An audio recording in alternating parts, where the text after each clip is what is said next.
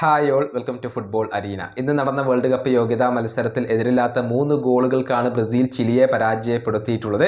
Estevao Willian, Lucas Paqueta, Bruno Guimaraes എന്നിവരാണ് ബ്രസീലിന് വേണ്ടി ഗോളുകൾ നേടിയിട്ടുള്ളത്. മത്സരത്തിൽ മികച്ച പ്രകടനമാണ് ബ്രസീൽ നടത്തിയിട്ടുള്ളത്. അത് ആരാധകർക്ക് ഒരൽപ്പം സന്തോഷം പകരുന്ന ഒരു കാര്യമാണ്. ഏതായാലും ഈ മത്സരത്തിന് മുന്നേ ബ്രസീലിന്റെ സ്ക്വാഡിൽ നിന്നും ജീൻ ലുക്കാസിനെ കാർലോ ആഞ്ചലോട്ടി ഒഴിവാക്കിയിരുന്നു.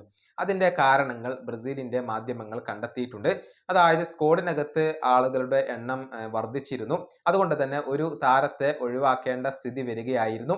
അതുകൊണ്ടാണ് കാർലോ ആഞ്ചലോട്ടി ജീൻ ലുക്കാസിനെ അവസാന നിമിഷം സ്ക്വാഡിൽ നിന്നും മാറ്റി നിർത്തിയിട്ടുള്ളത്. അതായത് ഈ മത്സരത്തിനുള്ള സ്ക്വാഡിൽ ജീൻ ലുക്കാസ് ഉണ്ടായിരുന്നില്ല. പക്ഷെ അടുത്ത മത്സരത്തിന് അദ്ദേഹം ഉണ്ടാകും. അടുത്ത സ്ക്വാഡിൽ അദ്ദേഹം അവൈലബിൾ ആയിരിക്കും എന്നുള്ളതാണ്. നമുക്കറിയാം, മധ്യനിരയിൽ കളിക്കുന്ന താരമാണ് ജീൻ ലുക്കാസ്. മാത്രമല്ല, കാസമിറോക്ക് ഈ മത്സരത്തിൽ ഒരു യെല്ലോ കാർഡ് വഴങ്ങേണ്ടി വന്നിരുന്നു. അതിപ്പോൾ സസ്പെൻഷനിലേക്ക് നീങ്ങിയിട്ടുണ്ട്. അതായത് നിശ്ചിത എണ്ണം യെല്ലോ കാർഡുകൾ കാസമിറോ വഴങ്ങിയിട്ടുണ്ട്.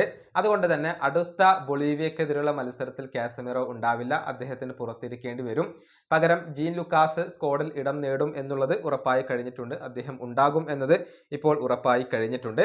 ഏതായാലും കാസമിറോ ഇല്ലാതെയായിരിക്കും അടുത്ത മത്സരത്തിൽ ബ്രസീൽ കളിക്കുക. ബൊളീവിയയിൽ വെച്ചുകൊണ്ടാണ് ആ മത്സരം നടക്കുക.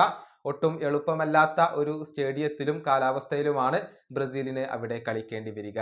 ഈ വീഡിയോ അവസാനിപ്പിക്കുന്നു. അടുത്തൊരു വീണ്ടും കാണാം.